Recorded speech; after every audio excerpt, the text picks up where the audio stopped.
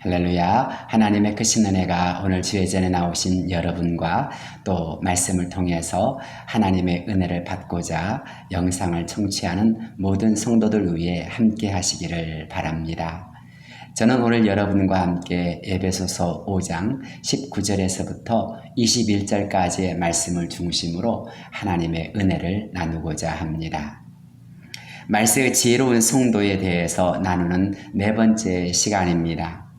말세의 지혜로운 성도는 누구입니까? 첫째는 세월을 아끼는 성도요.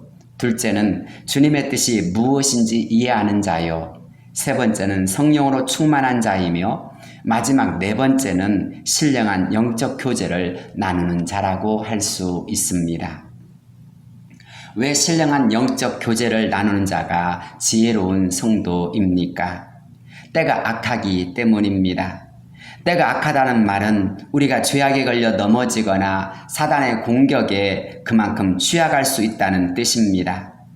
에베소서 6장 12절의 말씀처럼 우리의 싸움은 혈과 육을 상대로 하는 것이 아니요 통치자들과 권세들과 이 어둠의 세상 주관자들과 하늘에 있는 악의 영들을 상대함입니다. 베드로전서 5장 8절의 말씀처럼 지금도 사단은 두루다니며 삼킬 자를 찾고 있습니다.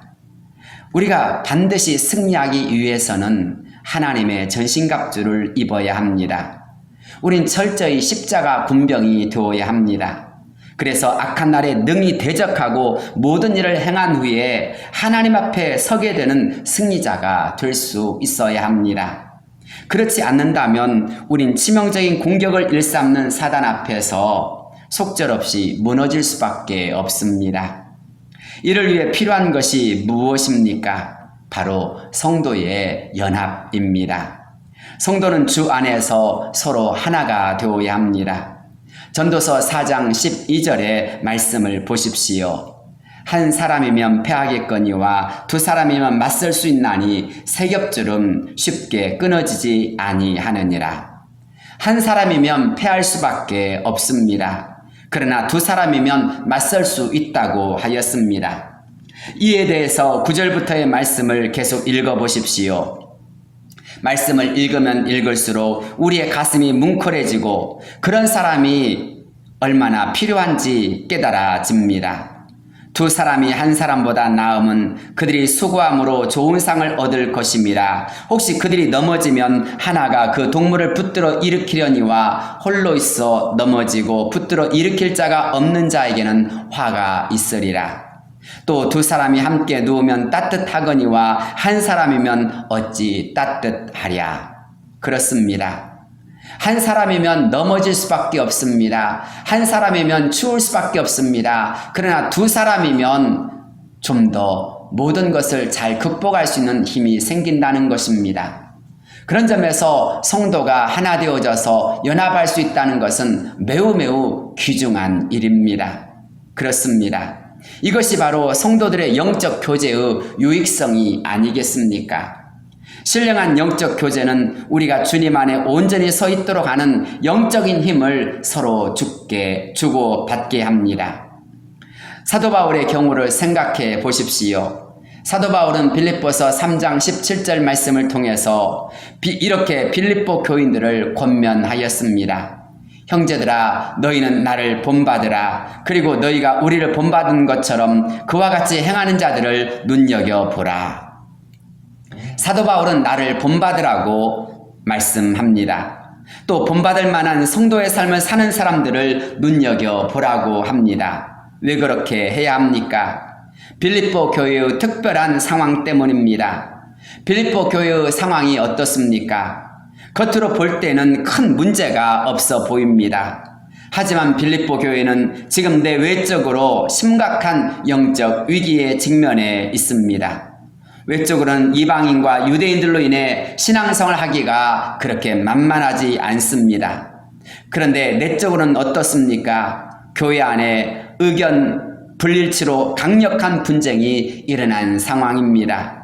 특별히 교회 안에서 중요한 위치를 차지하고 있었던 유오디아와 순두계라는 여인의 갈등과 대립으로 교회는 편이 갈려 분열될 위험에 처해 있었습니다.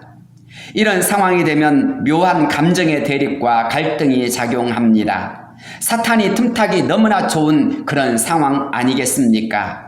이런 사람들을 향해 무슨 말을 해야 좋겠습니까? 정말 아주 민감하고 예민한 시기입니다. 그때 사도 바울은 자신의 옛 경험을 들려줍니다.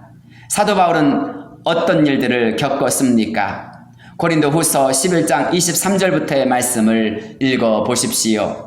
내가 수고를 넘치도록 하고 옥에 갇히기도 더 많이 하고 매도 수없이 맞고 여러 번 죽을 뻔하였으니 유대인들에게 40에서 하나감한 매를 5번 맞았으며 3번 태장으로 맞고 1번 돌로 맞고 3번 파선하고 일주야를 깊은 바다에서 지냈으며 여러 번 여행하면서 강의 위험과 강도의 위험과 동족의 위험과 이방인의 위험과 신의 위험과 광야의 위험과 바다의 위험과 거짓 형제 중에 위험을 당하고 또 수고하며 애쓰고 여러 번 자지 못하고 줄이며 목마르고 여러 번 굶고 춥고 헐벗었노라. 한마디로 고난에 살몄다는 것입니다. 고난이 좋아서 고난의 삶을 살았습니까? 아닙니다. 세상에서 고난을 좋아하며 이런 고생을 하고 싶은 사람은 아무도 없을 것입니다. 그렇다면 사도 바울이 이렇게 고난의 삶을 살았던 이유가 무엇입니까? 빌립보서 3장 10절부터의 말씀을 읽어 보십시오. 내가 그리스도와 그 부활의 권능과 그 고난의 참여함을 알고자 하여 그의 죽으심을 본받아 어떻게 했었든지 죽은 자 가운데서 부활에 이르려 하노니 내가 이미 얻었다 함도 아니요 온전히 이루었다 함도 아니라 오직 내가 그리스도 예수께 잡힌 바 된 그것을 잡으려고 달려가노라. 형제들아, 나는 아직 내가 잡은 줄로 여기지 아니하고 오직 한 일, 즉 뒤에 있는 것은 잊어버리고 앞에 있는 것을 잡으려고 표대를 향하여 그리스도 예수 안에서 하나님이 위에서 부르신 부름의 상을 위하여 달려가노라. 그리스도와 그 부활의 권능과 그 고난의 참여함을 알고자 하여 달려간다고 하였습니다. 그것 때문에 뒤에 있는 것은 잊어버리고 하나님이 위에서 부르신 부름의 상을 위하여 달려간다고 했습니다. 뒤에 있는 것이 무엇입니까? 사도 바울로 인하여 세워졌던 교회나 기적의 역사나 사람들이 수없이 많은 사람들이 구원받았던 그 모든 추억과 자랑을 다 내려놓겠다는 것입니다. 과거의 모든 것은 잊어버리고 오직 앞에 있는 것을 향해 달려가겠다는 것입니다. 하나님이 위에서 부르신 부름의 상이 그 어떤 것보다 중요하기 때문입니다. 그래서 사도 바울은 고난과 시험, 갈등 중에 있는 성도들을 향하여서 이렇게 권면하는 것입니다. 그 사도 바울의 권면의 결론이 무엇입니까? 빌립보서 4장 1절입니다. 그러므로 나의 사랑하고 사모하는 형제들, 나의 기쁨이요 면류관인 사랑하는 자들아, 이와 같이 주 안에 서라. 그렇습니다. 주 안에 굳건하게 서 있는 것이 중요합니다. 그것이 사도 바울이 빌립보 성도들을 향하여 권면하고자 했던 그 권면의 결론인 것입니다. 부름의 상을 얻고자 한다면 반드시 흔들리거나 낙심하지 말고 끝까지 주 안에 굳건하게 서 있는 성도가 되어야 합니다. 흔히 사람들 사이에서 갈등과 대립이 일어나면 감정선의 영향을 받게 됩니다. 그 사람이 싫어지고 미워지며 나의 자아가 꿈틀거리기 시작합니다. 나의 뜻과 주장이 정당한 것을 인정받고 싶어하고 또 그래서 동지를 얻고자 합니다. 사람들을 내 편으로 만드는 일이 시작됩니다. 이런 일이 심해지거나 계속되면 어느 순간 교회와 성도는 그 본래적인 목적과 사명을 놓쳐버릴 위기에 직면합니다. 요즘 우리 주변을 살펴보면 대립과 갈등을 겪는 교회가 많습니다. 크게 두 가지입니다. 담임 목사의 개인적인 문제이거나 또는 물질적인 문제 등과 같은 외적인 문제입니다. 그런데 이런 문제가 발생하면 어느 순간 교회는 교회의 가장 중요한 기능인 예배, 교육, 전도, 봉사, 교제의 이런 순기능들이 사라지게 됩니다. 순기능이 무엇입니까? 그것을 통해서 하나님의 역사와 하나님의 뜻을 깨닫게 되고 또 그로 인해서 기뻐하고 감사하게 되는 것입니다. 열심을 품고 주님을 섬기며 서로 사랑하게 되는 것입니다. 당연히 이런 순기능들이 활성화되어지면 하나님의 영광을 드러내어지게 되고 모든 성도들이 더 힘써 은혜 충만한 삶을 살고자 합니다. 하지만 분열의 위기에 직면한 교회를 보십시오. 하나님의 영광은 사라지고 사적인 이익이나 특정한 사람의 뜻에 지배받게 됩니다. 주님의 뜻이나 비전, 사랑과 기쁨과 감사와 기적은 그 어디에서도 찾아볼 수 없습니다. 오직 원망과 불평, 분노와 미움, 대립과 갈등이 가득한 공동체가 되어버리는 것입니다. 그래서 그런 교회는 썰렁하고 냉랭합니다. 교회가 세상을 염려하고 기도하는 것이 아니라 세상이 교회를 염려하고 걱정하는 일이 일어납니다. 세상 사람들로부터 지탄받는 교회로 전락하고 마는 것입니다. 사단이 조롱하는 교회요, 모든 사람들로부터 손가락질 받는 교회가 되어지는 것입니다. 이 얼마나 안타까운 일입니까? 그렇기에 우린 늘 조심해야 합니다. 늘 깨어 있어야 합니다. 고린도전서 10장 12절 말씀은 그런즉 선줄로 생각하는 자는 넘어질까 조심하라고 했습니다. 늘 조심해야 합니다. 어떤 일이 있어도 우린 주 안에 굳게 서 있는 성도가 될 수 있도록 우린 말씀과 기도로 깨어 있어야 합니다. 하나님의 말씀과 기도만이 우리의 삶의 기준이 흔들리지 않도록 확실하게 이끌어주는 바로 비결입니다. 고린도전서 10장 31절을 보십시오. 그런즉 너희가 먹든지 마시든지 무엇을 하든지 다 하나님의 영광을 위하여 하라. 그렇습니다. 우린 무엇을 하든지 하나님의 영광을 위하여 할 수 있도록 우리의 삶의 기준과 행동을 명확히 할 수 있어야 합니다. 그것이 바로 교회를 세우신 목적이요 성도로 부르신 목적이지 않겠습니까? 교회를 한번 생각해 보십시오. 교회가 어떤 곳입니까? 교회는 머리 대신 주님이 세우신 몸입니다. 아울러 교회를 섬기는 성도는 주님의 지체입니다. 따라서 교회 안에서 성도는 서로 뗄래야 뗄 수 없는 그런 관계 속에 있습니다. 한 사람 한 사람이 바로 주님의 지체요 교회인 것입니다. 모든 성도들이 하나 되어서 주님의 교회를 이루는 것입니다. 그렇기에 성도가 무너지는 것은 곧 교회가 무너지는 것입니다. 그런 점에서 우리를 성도로 부르시고 교회로 모이게 하신 하나님의 은혜를 우리 모두는 소중히 여겨야 합니다. 또한 성도들이 무너지지 않고 더 열심히 주님을 섬기고 주님의 뜻을 행할 수 있도록 권면하는 것이 바로 성도들의 교제임을 깨달아야 합니다. 그래서 성도들의 신령한 영적 교제는 매우 중요합니다. 특별히 말세가 될수록 지혜로운 성도들은 교제의 중요성을 깨달은 사람이라고 할 수 있습니다. 지혜로운 성도는 성도의 교제를 매우 중요하게 여기고 그 교제에 힘쓰는 자들입니다. 그들의 교제는 단지 만나서 먹고 마시고 즐기며 이야기하는 것이 아니라 오히려 더욱 최선을 다해서 하나님의 뜻을 이루고자 합니다. 믿음의 신령한 교제는 분명한 특징 있게 마련입니다. 그것이 무엇입니까? 네 가지로 말씀드릴 수 있습니다. 첫째는 예수님 중심입니다. 본문을 읽어보십시오. 시와 찬송과 신령한 노래들로 서로 화답하며 너희의 마음으로 주께 노래하며 찬송하며 범사의 우리 주 예수 그리스도의 이름으로 항상 아버지 하나님께 감사하며 그리스도를 경외함으로 피차 복종하라. 이 짧은 세 구절마다 주님이나 그리스도란 이름을 우리가 읽을 수가 있습니다. 즉 주님이 중심되어 있는 것입니다. 그렇습니다. 사도 바울은 권면할 때 철저히 주님만을 증거하고 주님의 이름으로 권면하고 있습니다. 우리의 교제가 신령한 영적 교제가 되기 위해서는 언제나 예수님이 중심되어야 합니다. 나의 주장이나 경험, 방법, 이야기가 중심이 되어서는 곤란합니다. 만약 그렇게 되면 사람은 그것은 세상 사람들의 교제와 다를 바가 없습니다. 어떤 모임이나 교제의 특징상 리더가 있게 마련입니다. 그러나 신앙의 교제에 있어서 리더는 오직 한 분 예수님 뿐입니다. 신령한 영적 교제가 되려면 언제나 주님의 말씀과 주님의 십자가와 주님의 사랑이 중심이 될 수 있어야 합니다. 그때 은혜가 임하고 모두가 그리스도 안에서 하나됨을 경험할 수 있습니다. 모두가 주님 안에서 하나 되는 순간 성령이 임하고 은사와 능력이 나타나며 신령한 기쁨이 임하게 됩니다.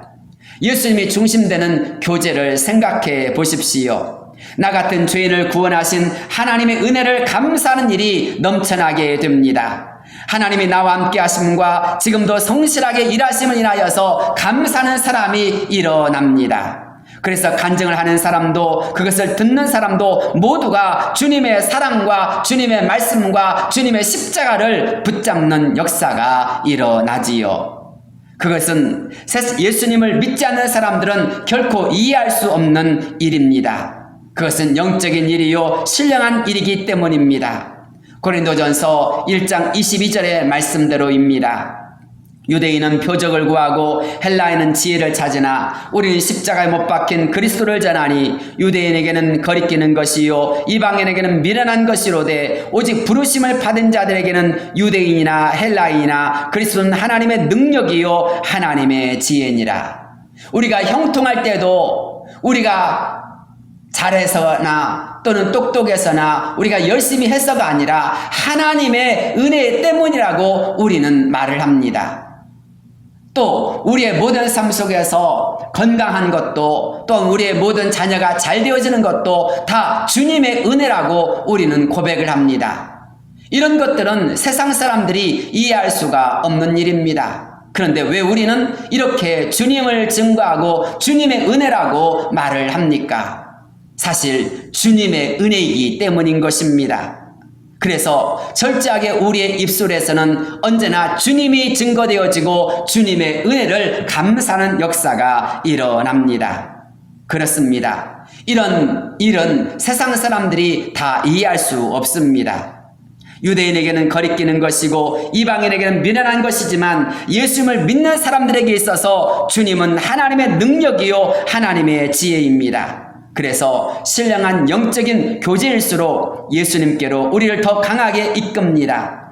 예수님이 모든 교제의 주인공이 되고 예수님이 모든 이야기의 꽃이 됩니다. 그래서 신령한 영적 교제는 모두가 은혜를 받습니다. 다 함께 즐거워하고 감사하고 찬양하며 더욱 주님 뜻대로 살고 싶어 헌신하게 됩니다. 사도행전 10장을 보십시오. 고넬료와 베드로의 만남이 나옵니다. 그 당시 율법은 유대인들이 이방인들과 교제하는 것이 매우 부정적인 것으로 여겨져 있었습니다. 그것은 베드로도 잘 알고 있었습니다. 하지만 하나님의 성령께서 강력하게 그를 이끄셨을 때 베드로는 순종합니다. 그때 베드로가 한 일이 무엇입니까? 고넬료의 집으로 가서 나사렛 예수의 죽음과 부활을 전하지 않았습니까? 그때 어떤 일이 일어났습니까? 성령이 말씀 듣는 모든 사람에게 내려오는 역사가 일어났습니다. 이것을 두고 할례자들은 내가 무할례자의 집에 들어가 함께 먹었도다라고 얼마나 베드로를 비난하였습니까? 그런데 그때 베드로가 한 말이 무엇입니까? 그것은 내 뜻이 아니라 하나님의 뜻이었으며 그런즉 하나님이 우리가 주 예수 그리스도를 믿을 때에 주신 것과 같은 선물을 그들에게도 주셨으니 내가 누구이기에 하나님을 능히 막을 수 있겠느냐라고 하지 않았습니까? 그런데 그때 할례자들이 어떻게 받아들였습니까? 사도행전 11장 18절을 보면 그들이 이 말을 듣고 잠잠하여 하나님께 영광을 돌려 이르되 그러면 하나님께서 이방인에게도 생명 얻는 회개를 주셨도다 하니라 라고 하였습니다. 그렇습니다. 신령한 영적인 교제일수록 언제나 주님이 중심입니다. 주님이 중심되는 곳에는 문제가 일어나도 모든 것이 합력하여 선을 이루며 하나님의 역사가 일어납니다. 그런 점에서 우리는 신령한 영적 교제를 사모하고 또 그 영적인 교제를 이루어가는 자가 될 수 있어야 합니다. 그런 영적 교제는 언제나 주님이 중심이 되어지고 주님만 드러납니다. 그래서 모든 사람들이 주님을 만나기를 소망하고 주님의 뜻을 소망하며 주님의 능력 받기를 간절히 소망하며 나아갑니다. 그래서 신령한 영적인 교제일수록 신앙을 성장케 하고 견고케 하며 은혜로 충만하게 합니다. 이 역사가 저와 여러분 안에 가득하기를 바랍니다. 두 번째로 신령한 영적 교제는 찬양과 감사가 넘쳐납니다. 신령한 영적 교제 안에는 주님의 사랑과 구원, 도우심의 은혜가 넘쳐납니다. 따라서 주님의 은혜를 감사하고 찬양하는 역사가 일어납니다. 본문 19절에서부터 20절을 보십시오. 시와 찬송과 신령한 노래들로 서로 화답하며 너희의 마음으로 주께 노래하며 찬송하며 범사의 우리 주 예수 그리스도의 이름으로 항상 아버지 하나님께 감사하며. 성도들 간에는 시와 찬송과 신령한 노래들로 서로 화답하라고 했습니다. 또 주님께는 노래하며 찬송하라고 했습니다. 그뿐입니까? 범사에 우리 주 예수 그리스도의 이름으로 하나님께 감사하라고 하였습니다. 영적인 교제일수록 찬송과 감사가 그 중심이 되어야 합니다. 왜 그렇습니까? 찬송의 능력과 열매 때문입니다. 찬송은 하나님이 받으시는 것입니다. 우리가 진심으로 찬송할 때 그 찬송은 우리의 마음에도 더 나아가 하나님께도 놀라운 역사가 일어납니다. 우리의 마음이 새로워지고 또 우리가 마음을 다해 찬송할 때 하나님은 기쁘게 받으시고 놀라운 능력 가운데 역사를 일으켜 주십니다. 사도행전 16장을 읽어보십시오. 사도 바울이 빌립보에서 감옥에 갇힌 이야기가 나옵니다. 사도 바울이 왜 감옥에 갇혔습니까? 예수님의 복음을 전했기 때문이요, 귀신 들린 여종을 깨끗게 한 일 때문이었습니다. 그런데 그에게 돌아온 것은 칭찬은 고사하고 억울하게 매를 맞고 감옥에 갇히는 일이 아니었습니까? 얼마나 원망스럽고 짜증이 나겠습니까? 그런데 바울과 실라가 옥중에서 한 일이 무엇이었습니까? 원망하거나 불평하지 않았습니다. 오히려 찬송하고 기도를 시작하였습니다. 옥에 갇힌 일이 즐거운 일이며 기쁜 일입니까? 결코 아닙니다. 그것은 분명 힘들고 고통스러운 일입니다. 그럼에도 불구하고 바울과 실라가 마음을 합심하여서 찬송하고 기도한 이유가 무엇 때문입니까? 하나님의 역사를 믿었기 때문입니다. 지금은 모르지만 여기엔 분명 강력한 하나님의 뜻과 역사가 있을 것이라는 믿음으로 모든 것을 하나님께 맡겼기 때문입니다. 그 순간 그들의 찬송과 기도는 더욱 뜨거워졌고 간절해졌으며 진심을 담았습니다. 한밤중에 부르는 그들의 뜨거운 찬송은 감옥 안을 울리기 시작했고 모든 죄수들도 들었다고 하였습니다. 그때 놀라운 일이 일어났습니다. 옥토가 흔들리고 문들이 다 열리고 묶였던 착고마저 풀려진 역사가 일어난 것입니다. 하나님이 살아계신 확실한 증거가 그들에게 나타난 것입니다. 그때 함께 감옥에 갇혔던 죄수들도 얼마나 놀랐겠습니까? 사도 바울과 실라가 간절하게 찬송하고 기도만 하였던 것뿐인데 그들에게 묶였던 모든 착고가 다 풀려버리며 감옥 문마저도 다 열려진 역사가 일어난 것입니다. 그때 그들은 이렇게 생각하였을 것입니다. 아, 저 사람이 이상한 것이 아니고 진짜였구나, 진짜로 하나님은 살아계시는구나 라고 생각하지 않았겠습니까? 그렇습니다. 우리가 찬송을 부를 때 하나님은 기뻐하십니다. 찬송을 통해서 하나님은 영광을 받으십니다. 우리가 힘써 찬송할 때 우리의 마음도 밝아지고 즐거워지며 나아가 하나님의 뜻을 더욱더 깨닫게 되어지게 됩니다. 또한 우리가 찬송을 하면 할수록 하나님은 영광 가운데서 놀라운 하나님의 역사를 일으켜 주십니다. 찬송을 하면 성령 충만해집니다. 찬송을 하면 감사가 넘칩니다. 찬송을 하면 믿음이 생깁니다. 찬송을 하면 하나님이 믿어지는 것입니다. 아니, 찬송을 하면 할수록 하나님은 놀라운 은혜 가운데서 우리에게 다가오시는 것입니다. 사랑하는 성도 여러분, 우리가 만날 때마다 찬송해야 될 이유가 무엇 때문입니까? 바로 그 모임을 통해서 우리가 찬송하며 기도할 때 그 모임은 하나님께서 역사하시는 모임이 되어지고 우리의 마음에 신령한 은혜가 넘쳐나기 때문입니다. 그렇습니다. 그런 점에서 저와 여러분이 만날 때마다 늘 찬송하는 성도가 되어야 할 줄로 믿습니다. 감사하는 자가 되어야 할 줄로 믿습니다. 세 번째로, 신령한 영적인 교제는 서로를 위해 진심으로 축복하며 기도하게 됩니다. 교제를 통해서 사람들은 나의 문제를 내놓게 되거나 공동체의 문제를 두고 함께 기도하게 됩니다. 영적인 교제는 문제를 듣고 충고하고 격려하는 것으로 끝나지 않습니다. 그 문제에 하나님이 직접 개입하여 주시고 도와주시고 응답해 주시기를 간절히 기도합니다. 사도행전 12장을 읽어보십시오. 헤롯 왕에 의하여서 야고보 사도가 순교를 하였습니다. 유대인들이 이것을 보고 기뻐하자 헤롯은 베드로를 잡아다가 옥에 가두어 버렸습니다. 그때 교회가 무엇을 하였습니까? 앉아서 염려하고 근심만 하지 않았습니다. 그들은 마가의 다락방에 모여서 이 일을 두고 최선을 다해 하나님의 능력과 도우심을 사모하며 기도하고 또 기도했습니다. 그 결과 어떤 역사가 일어났습니까?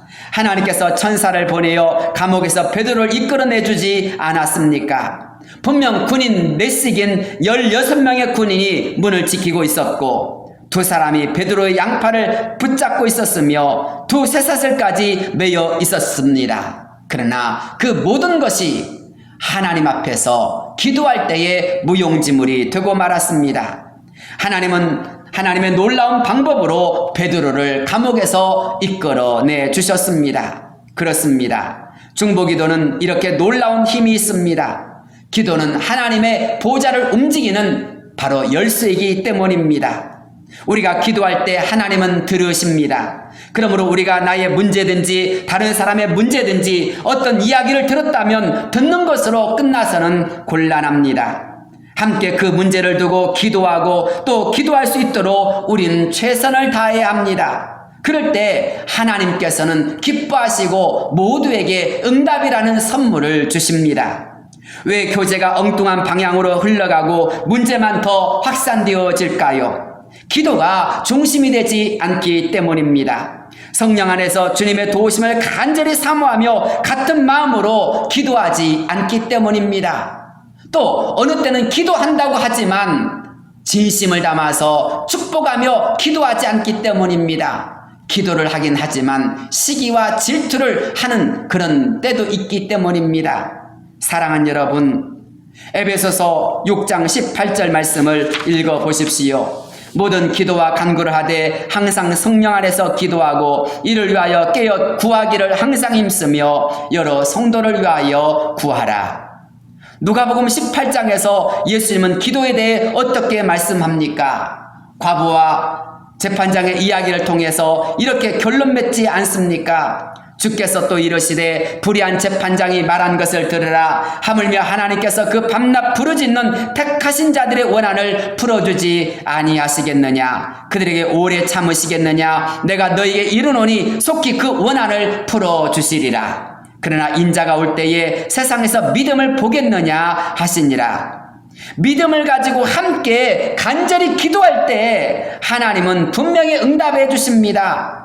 또 그렇게 응답의 기쁨이 가득할 때 성도의 교제는 얼마나 모든 사람들에게 덕스럽고 하나님께 영광이 되겠습니까? 사랑하는 여러분, 우리의 기도를 들으시는 하나님을 믿으십니까? 두세 사람이 내 이름으로 합심하여 기도하는 곳에 나도 너희와 함께 있다고 하신 주님의 말씀을 믿으십니까? 그렇다면 서로 모일 때 혹은 구역의 식구이든지 또는 찬양대원이든지 교사이든지 때로는 남녀 선교이든지 어떤 모임으로 모이든지 간에 먼저 기도가 앞세워지는 역사가 이루어지기를 바랍니다. 간절히 기도하는 그곳에 주님이 역사하시고 응답하시고 열매 맺는 역사가 이루어지게 될 줄로 믿습니다. 네 번째, 신령한 영적인 교제일수록 주님이 주신 뜻과 비전을 사모하고 그것을 향해 헌신하게 됩니다. 그렇습니다. 신령한 영적 교제는 주님의 뜻에 주목하고 주님이 하시고자 하는 일에 주목합니다. 또 그것을 위해서 우리가 무엇을 해야 할까를 늘 생각합니다. 그렇다 보니 영적인 리더나 구성원들 모두 사명을 생각하고 그 일을 위해 온전히 헌신하고자 합니다. 사도행전 13장을 읽어보십시오. 안디옥 교회가 어떻게 하였습니까? 주를 섬겨 금식할 때에 성령께서 그들에게 바나바와 사도 바울을 따로 세우라고 하지 않았습니까? 그래서 안디옥 교회는 그들에게 안수하고 그들을 파송하지 않았습니까? 그렇습니다. 바나바와 바울은 전 세계를 향하여 복음을 들고 나서기 시작하였습니다. 전 세계가 그들의 새로운 비전이 되어진 것입니다. 하나님께서 이끌고자 하셨을 때 그들은 하나님이 주시는 비전을 향하여 힘있게 나아갔습니다. 그들 뒤에는 바로 안디옥 교회가 기도하고 있었습니다. 사랑하는 성도 여러분, 우리가 무슨 일을 할 때에 함께 기도하며 나아가게 된다면 하나님은 우리에게 놀라운 비전을 주시고 놀라운 사명으로 이끌어 주시는 분이심을 믿으시기를 바랍니다. 또한 우리는 신령한 영적인 교제를 통해서 믿음이 연약한 사람들이나 낙심한 자들을 돌아보면서 그들을 격려합니다. 그들을 비난하거나 정죄하기보다는 사랑 안에서 권면하고 그들을 이끌어주며 그들을 도와주려고 애를 씁니다. 그래서 모두가 그리스도 안에서 서로 세워진 역사가 일어나는 것입니다. 약한 자도 세워지고 흔들린 자도 세워지고 믿음이 부족한 자도 세워지는 가운데서 어느 순간 믿음의 일꾼이 되어지고 장성한 분량의 믿음의 사람이 되는 것을 볼 수가 있습니다. 그렇습니다. 신령한 영적인 교제일수록 비난과 정죄가 사라지고 격려하며 이끌어주며 도와준 역사가 일어납니다. 그래서 서로 주 안에서 한 팀워크를 형성하게 되는 것입니다. 브루스 라슨이 쓴 바람과 불이라는 책을 보면 캐나다 두루미에 관한 이런 이야기가 나옵니다. 대륙을 건너서 먼 거리를 날아오는 기러기에게는 세 가지 특성이 있다고 합니다. 첫째, 그들은 지도자를 교대로 세우고, 둘째, 그들은 거친 바람을 헤치고 나갈 수 있는 힘있고 지혜로운 지도자를 세우며, 마지막 세 번째로 나머지 새들은 앞선 리더를 향하여서 기럭기럭하며 격려의 소리를 내면서 끝까지 따라간다고 하는 것입니다. 기러기들은 그렇게 한 팀워크를 이루면서 나간다는 것입니다. 기러기는 철새입니다. 북쪽에서 남쪽으로, 다시 남쪽에서 북쪽으로 매년마다 장거리 이동을 하며 살아갑니다. 그것은 너무나도 힘들고 위험한 일입니다. 그렇기 때문에 그들은 서로 함께하며 서로를 격려합니다. 그리고 리더는 더 힘들기 때문에 모두가 그를 힘써 따르고 기럭하면서 격려한다는 것입니다. 그래서 기러기는 지금까지 수천 년의 세월을 살아오면서 그렇게 생존해 가고 있는 것입니다. 우리 신앙생활도 그렇지 않습니까? 끊임없이 사단은 우는 사자같이 두루다니며 산길자를 찾고 있습니다. 그 속에서 우리는 복음을 전해야 하고 하나님께서 맡겨주신 사역을 펼쳐가야 합니다. 사람들의 조롱과 멸시, 방해와 박해가 있을 때도 있습니다. 그래서 지치거나 상처를 입을 때도 있으며 원망하고 낙심이 될 때도 있습니다. 그래서 성도들에게 필요한 것이 바로 신령한 영적 교제인 것입니다. 히브리서 10장 24절은 서로 돌아보아 사랑과 선행을 격려하며 라고 하였습니다. 그런데 지금 우리의 교제는 어떻습니까? 신령한 영적 교제로서 주님의 뜻과 비전을 사모하고 힘써 나가고 있습니까? 아니면 반대로 만나기가 싫어지고 그 사람을 보면 도망치고 싶은 그런 마음입니까? 만나도 별로 할 이야기도 없고 또 만나면 썰렁하기만 한 그런 교제를 나누고 있지는 않습니까? 그렇습니다. 신령한 영적 교제는 나도 살고 남도 살리는 역사가 있습니다. 주님의 뜻이 이루어지고 신령한 기쁨이 넘칩니다. 그래서 말세가 될수록 신령한 영적 교제를 사모하는 사람들은 마중물처럼 최선 다해서 누군가를 돕기 위해 최선을 다하며 또 그것이 하나님의 뜻이라면 모든 것을 아끼지 않고 노력합니다. 더욱 주님의 뜻을 사모하며 성령님의 도우심을 간구합니다. 하나님의 말씀대로 살고자 하며 기도하며 찬송하는 교제가 되도록 합니다. 그런 점에서 이제 우리 교회 안에서 필요한 것은 신령한 영적 교제를 위하여 나아가는 것입니다. 이 신령한 영적 교제를 위하여서 내가 먼저 바로 성령의 마중물이 되어진 역사가 이루어지기를 바랍니다. 우리가 모이는 곳마다, 우리가 가는 곳마다 바로 복음의 놀라운 역사, 신령한 영적 교제로 말미암아 살리는 역사가, 하나님께 영광 돌리는 역사가, 의의 열매가 가득한 역사가 맺혀질 줄로 믿습니다. 기도하겠습니다. 거룩하시고 은혜로우신 하나님 아버지, 이와 같은 성령의 역사가 강력하게 우리 교회 안에 넘쳐나게 하여 주옵소서. 단지 잡담이나 때로는 여러 가지 농담으로 시간을 허비한 자가 되지 않게 하여 주옵시고, 우리가 모일 때마다 최선 다해서 주님의 은혜를 나누며 주님의 사랑을 나누며 주님을 높이는 역사가 이루어지게 하여 주옵소서.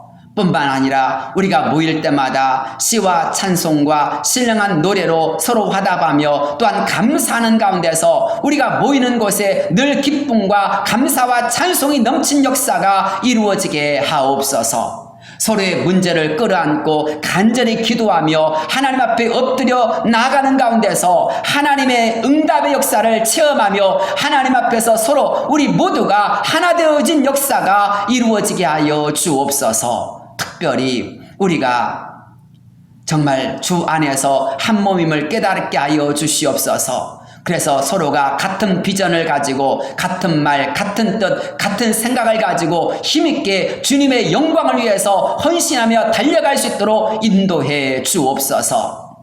함께 서로를 격려하고 함께 서로를 칭찬하며 도와주는 가운데 사람을 세우는 그런 교회가 되어질 수 있도록, 그런 성도가 되어질 수 있도록 우리의 모임과 만나는 시간 주님 역사하여 주옵소서.